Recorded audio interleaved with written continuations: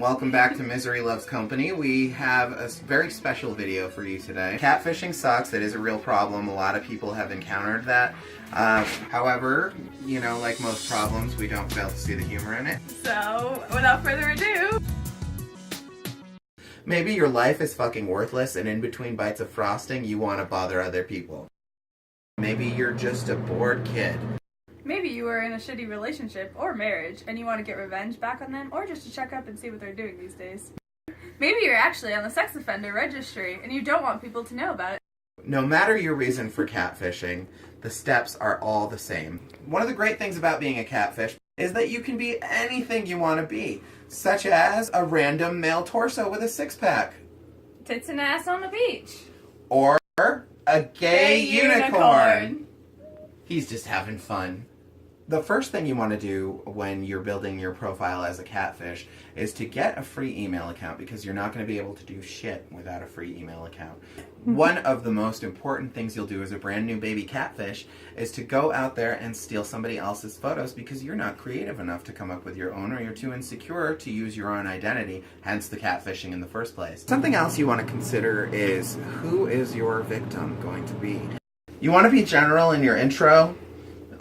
You don't want to narrow down your interests too much, because you want to make sure they're vague so that they're relatable, so that anybody can relate to your interests.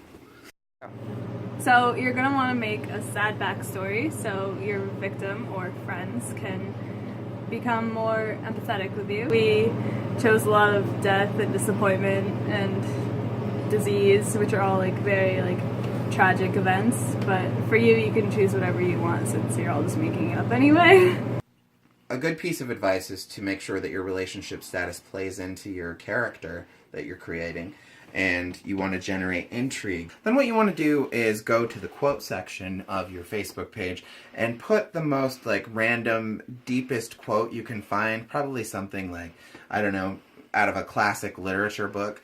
You can just probably Google it. Take care to do your research about whoever it is you're going to be catfishing. You want to make sure that you understand little things about them, like what their interests are, so that you can make your page more appealing to them. Make sure that your victim is an easy target. Like this fucker here. You know, once you've established contact with your intended, you're going to want to make sure that you're really friendly and nice to gain their trust. Be really empathetic, but not too empathetic. Always try to understand where they're coming from. Write back as much as you can. Do whatever you can to solidify that relationship and to implement yourself as an important force in that person's life. So at some point, the person you're catfishing is going to want to video chat with you. You need to tell them that your webcam is down.